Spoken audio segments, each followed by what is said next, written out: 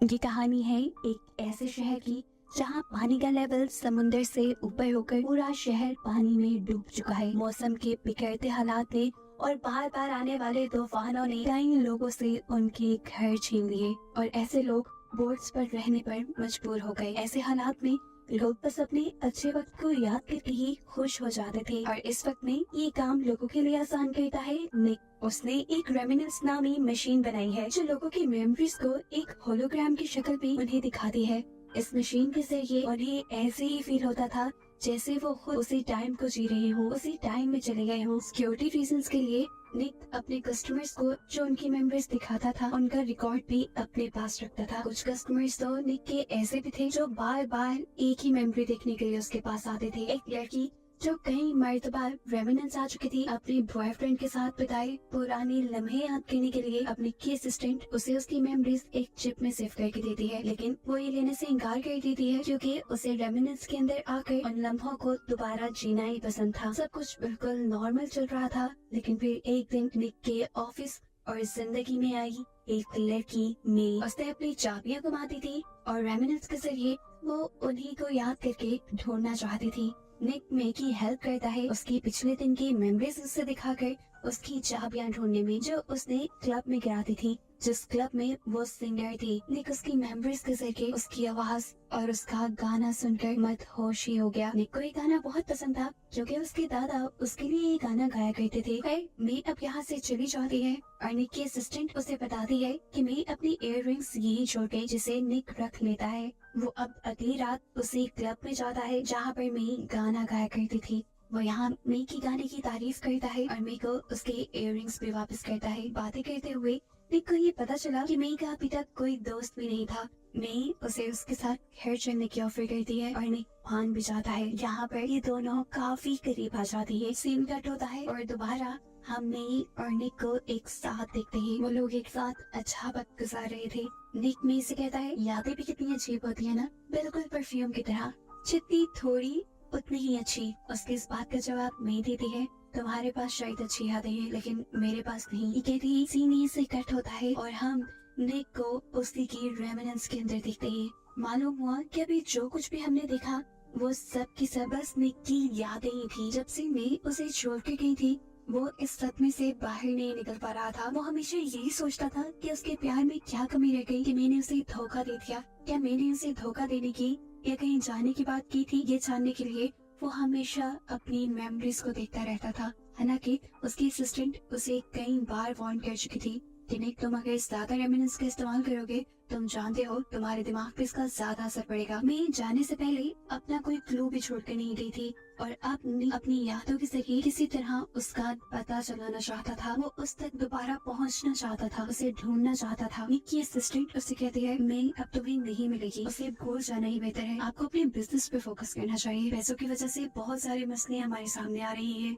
और अब तो एल्सा भी नहीं आ रही, हमारी रेगुलर कस्टमर। लेकिन निक उसकी बातों को इग्नोर करते हुए अब उस क्लब में जाता है जहाँ पर मे सिंगर थी। वो यहाँ पे लोगों से मे के बारे में पूछता है लेकिन उसे अभी भी कोई क्लू नहीं मिला। तंग आकर वो वापस अपने ऑफिस में आ गया और रेमिनेंस के जरिए मे के साथ बिताए लम्हों को याद करने लगा। एकदम से बाहर होने वाली तेज नोक ने उसकी यादों को इंटरप्ट कर दिया। उसे में आकर निक चलाता है रेमिनेंस बंद है आज। अब कुछ देर बाद वो ऑफिस से बाहर निकला तो उसे रोड पे मे का इयररिंग पड़ा मिला। उसे देखकर वो हैरान हो गया था। वो जान गया था कि मे यहाँ पे आई है। यही चीज वो अपनी असिस्टेंट से डिस्कस करता है तो असिस्टेंट उसे कहती है मुझे नहीं लगता कि मे यहाँ दोबारा आई होगी। ये भी तो हो सकता है कि ये इयररिंग पहले से ही वहाँ पर गुमा हो और हमारी नजर उसके ऊपर अब पड़ी हो। अच्छा छोड़ो, काम पे ध्यान देते हैं। आप जानते भी हैं कि इंटेलिजेंस का प्रोजेक्ट मिला हुआ है, कुछ भी गड़बड़ी हो गई तो लेने के देने पड़ जाएंगे। इस टाइम इन्हें एक मुजरिम की मेमोरीज को रिकॉर्ड करना था जो कि एक ड्रग माफिया के लिए काम करता था और अब बस वो मरने के करीब था। 12 घंटे ये लोग लगातार उसके ऊपर वर्क करते हैं लेकिन इन्हें कोई खास सबूत नहीं मिलता क्योंकि मरने से पहले अक्सर लोग सिर्फ अपनी अच्छी यादों को याद करते हैं। अभी ये लोग बातें ही कर रहे थे कि अचानक उस लेटे हुए आदमी को अपनी 5 साल पुरानी याद आती है जिसमें वो ड्रग माफिया मौजूद था और साथ ही इसी लेटे हुए आदमी के सामने को मे भी नजर आ जाती है। और उसे अब ये जानने का तजस्सुस हो जाता है कि आखिर मे का इस आदमी के साथ क्या ताल्लुक था। यहाँ पुलिस अपनी इन्वेस्टिगेशन के लिए रेमिनेंस में लेटे हुए इंसान से कुछ सवाल पूछते हैं और ऐसा करने पे उस आदमी को झटके लगना शुरू हो जाते हैं। निक पुलिस वालों से माइक अपना वापस ले लेता है और इस आदमी की यादों को रिवाइंड करने लगता है जहाँ पर मे थी। वो सर्च करता है इस आदमी के दिमाग में कि आखिरी मर्तबा वो मे से कब और कहाँ मिला था। आखिरी मर्तबा इस आदमी ने मे को ड्रग माफिया के साथ देखा था। वो पहले उस ड्रग माफिया की गर्लफ्रेंड थी और साथ ही साथ वो ड्रग एडिक्ट भी बन गई थी। अब इसी के माइंड से निक को पता चलता है कि थोड़े ही अरसे बाद में उस ड्रग माफिया के पास से बहुत सारा पैसा चुरा कर भाग गई थी। यहाँ से अब निक डिसाइड करता है कि वो इस ड्रग माफिया के पास जाएगा और मे का पता चला कर ही रहेगा। वो इस ड्रग माफिया के पास पहुंचा और उसने उससे कहा कि मुझे तुम्हारे पास मे ने भेजा है। इससे पहले कि वो कुछ और बातें कर पाता, ये ड्रग माफिया उसे पहचान लेता है। उसे पता चल जाता है निक वही इंसान था जिसके पास मे गई थी ड्रग माफिया को छोड़कर। वो निक से कहता है,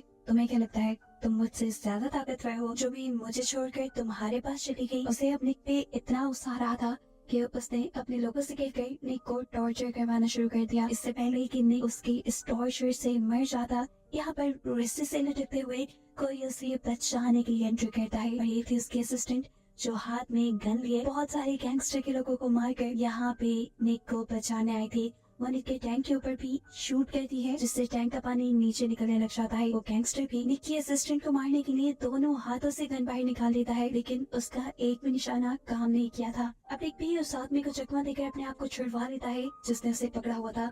उसे मारकर निक अपनी असिस्टेंट के साथ यहाँ से निकल जाता है। अपने ऑफिस वापस आकर निक अपनी सिस्टर से कहता है कि तुम्हारी और मे की जो लास्ट मुलाकात हुई थी मुझे उसकी मेमोरीज देखनी है। वो उसे अपने रेमिनेंस टैंक के अंदर लिटा देता है और यहाँ उन दोनों की यादें और बातें सुनता है जहाँ पर हमेशा से निक की असिस्टेंट को लगता था कि मैं निक के पास किसी खास मकसद के लिए आई है। वो उससे कुछ लेना चाहती है, उसे मैनिपुलेट कर रही है अपने किसी खास मकसद के लिए। और तब मैंने उसे सच्चाई बताई थी कि वो एक ड्रग एडिक्ट है और वो असल में एक ड्रग माफिया को धोखा देकर आई है और प्रोटेक्शन के लिए वो निक के साथ थी। ये सारी यादें देखने के बाद वो जानती थी कि निक उससे गुस्सा हो जाएगा और निक से कहती है, आई एम सॉरी, मुझे तुमसे छुपाना नहीं चाहिए था। फिर अब ये लोग देखते हैं कि मैं इनके यहाँ से कुछ चुरा कर तो नहीं लेके गई, तो इन्हें पता चलता है कि मैं एल्सा की मेमोरीज चुरा कर यहाँ से लेके गई थी। उनकी क्लाइंट जो बार बार उन्हें विजिट किया करती थी और वो एक बहुत ही अमीर आदमी की बीवी थी। ये बात जानने के बाद एक बुरी तरह कंफ्यूज हो गया था कि आखिर में चाहती क्या थी और उसके पास क्यों आई थी। एल्सा की मेमोरी से उसका क्या ताल्लुक था। ये बातें जानने के लिए वो दोबारा मे को ढूंढने लग जाता है और शहर में एक आदमी उसे एक लड़की के बारे में बताता है जिसे मे का पता हो सकता था। निक उस लड़की का पीछा करता है और वो लड़की डरकर उससे दूर भागने लग जाती है और फिर आखिर समुद्र के किनारे पे आकर मैं उसे काम नाम करता है और कहता है, मैं तुम्हें नुकसान नहीं पहुंचाऊंगा, बस मुझे इतना बता दो कि मैं मुझे कहाँ मिल सकती है। तब वो लड़की बताती है कि मे का मर्डर हो चुका है और उसका एक बेटा वो पिछले दिनों ही किडनैप हुआ। ये बात जानकर उसे बुरी तरह शौक लगा था। अभी वो ये बात जान के पीछे ही मुड़ा था कि उसके ऊपर किसी ने हमला कर दिया और उसे कहा, मे को भूल जाओ। ये कहते ही हम देखते हैं कि निक अपने रेमिनेंस टैंक के अंदर से उठा है। वो इस मेमोरी को बार बार देख रहा था उस आदमी का पता चलाने के लिए जिसने उसे मे को भूल जाने की धमकी दी थी और वो इस आदमी को पहचान भी लेता है कि ये एक पुलिस ऑफिसर था जो इलीगली ड्रग माफिया के लिए काम करता था। खैर अब निक एल्सा के बारे में इंफॉर्मेशन इकट्ठी करना शुरू कर देता है क्योंकि उसे लग रहा था कि एल्सा की इंफॉर्मेशन निकालते हुए वो किसी तरह मे तक पहुंच जाएगा। उसे मालूम होता है कि एल्सा का एक बहुत ही अमीर बॉयफ्रेंड था जो असल में शादीशुदा था और उसका एक बेटा भी था। एल्सा के बॉयफ्रेंड के मरने के बाद उसके बॉयफ्रेंड का बेटा एल्सा को मरवाना चाहता था ताकि उसे प्रॉपर्टी में से कोई हिस्सा न देना पड़ जाए और शायद उसी लड़के ने मे को यहाँ पर भेजा था एल्सा की मेमोरीज चुराने के लिए। फिर एक दिन निक रोड पे चल रहा था तो उसे एकदम से रोड पे चलते हुए मे नजर आई। वो उस लड़की का पीछा करता है और वो लड़की भागते हुए एक कमरे में आ जाती है। उस कमरे में जाने पर निक को पता चलता है वो लड़की मे नहीं है, लेकिन यहाँ पर एक अच्छी चीज ये हुई थी कि वो जिस आदमी के पास भाग कर आई थी वो वही करप्ट पुलिस ऑफिसर था जो निक को मे को भूल जाने की धमकी दिया करता था। अब निक इसी को पकड़कर मे के बारे में पूछताछ करने का फैसला करता है, लेकिन ये आदमी वहाँ से भाग जाता है। निक ने भी उसका पीछा किया और फाइनली वो उसे पकड़ने में कामयाब हो गया। एक ऐसी जगह पे जो पूरी तरह पानी में डूबी हुई थी। ये लोग यहाँ पर लड़ने लग जाते हैं और लड़ते लड़ते वो आदमी बिल्कुल पानी में डूबने ही वाला था, लेकिन फिर निक ने जाकर उस आदमी को पानी से बाहर निकाल लिया। और सीन कट होकर हमें दिखा गया कि असल में निक ने उस आदमी को अपनी रेमिनेंस मशीन में डूबने से बचाया था। और उससे पहले जो कुछ हमने देखा वो उसकी मेमोरीज थी। निक लड़ने के बाद इस आदमी को रेमिनेंस में लिया था ताकि उसकी मेमोरीज देखकर वो मे का पता चला सके। बेहोश होने से पहले यह आदमी निक को वार्न करता है, देखो मे के बारे में अगर ना ही जानो तो अच्छा है, अगर जान लोगे तो टूट जाओगे। लेकिन निक उसकी एक नहीं सुनता और उसकी मेमोरीज में से मे को ढूंढने लगता है। और मालूम होता है कि निक के साथ मे का मिलना कोई इत्तेफाक नहीं था, बल्कि सब कुछ पहले से ही प्लान था। एक धोखा, एक फेक था मे का प्यार। वो सिर्फ अपने प्लान के लिए निक से मिली थी। लेकिन फिर इसी आदमी की मेमोरीज से निक को पता चलता है कि निक के साथ रहते रहते मैं असल में उससे प्यार करने लगी थी। लेकिन इस सब के दौरान वो अपना मिशन नहीं भूल सकती थी। उन्हें एल्सा को मारना था, जिसकी मेमोरीज वो यहाँ निक के पास से चुरा कर ले गई थी। इस आदमी की मेमोरीज में निक देखता है कि जब ये आदमी एल्सा को मार रहा था तब मैं अपने बेटे को लेकर वहाँ से कहीं चली गई थी, जिसके बाद इस आदमी को मे का कुछ पता नहीं चला। ये देखकर मे को झटका लगता है, लेकिन फिर उसे ऐसा एहसास हुआ कि ये जितनी उसने याद देखी है ये अधूरी है।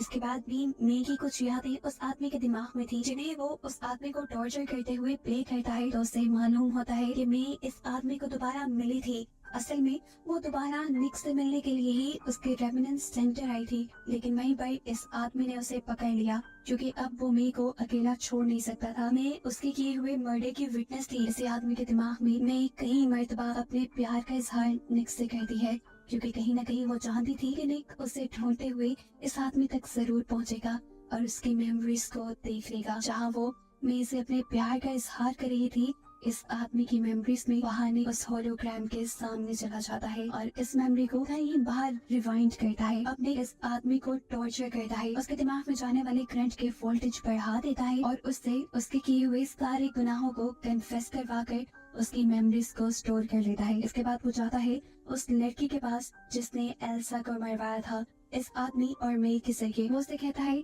कि तुम्हारे बारे में अब सच सबको पता है, यहाँ तक के पुलिस को भी, कि तुमने अपनी प्रॉपर्टी दूसरे भाई के साथ शेयर ना करने के लिए एल्सा को मरवा दिया और उसके बेटे को यहाँ से दूर भेज दिया। पुलिस जल्द ही तुम्हारा केस सॉल्व करने वाली है और तुम्हारे भाई को भी ढूंढने वाली है, और देखना अब अपने किए के बदले तुम मारे जाओगे। ये सारी बातें सुनकर बुलेट का गुस्से से पागल हो गया। पहले वो निक को ही मारना चाहता था, लेकिन फिर उसने अपने आप को मारने की कोशिश की, लेकिन वो ये भी नहीं कर पाया और आखिर पुलिस ने उसे अरेस्ट कर लिया। ऐसे में ने जिस क्राइम में हिस्सा लिया था, उस क्राइम के असली मुजरिम को पुलिस में पकड़वाते हुए निक ने उसका अजाला कर लिया था। इस सब के बाद निक अब अपनी असिस्टेंट के पास जाता है और कहता है कि वो अब कभी मे को ढूंढने की कोशिश नहीं करेगा। ये जिंदगी बहुत छोटी है, इसे खोई हुई चीजों को ढूंढने में नहीं गंवाना चाहिए। तुम भी जाओ, अपनी बेटी से मिलो और उसके साथ रहो। इस सब के बाद निक अब उन केस को भी सॉल्व करवा देता है जिसके लिए इंटेलिजेंस एजेंसी ने उसे हायर किया हुआ था। उस केस के सॉल्व होने पर एक करप्ट पॉलिटिशियन सबके सामने आ गया था और उसकी वजह से शहर में दंगे होने लगे थे। निक ने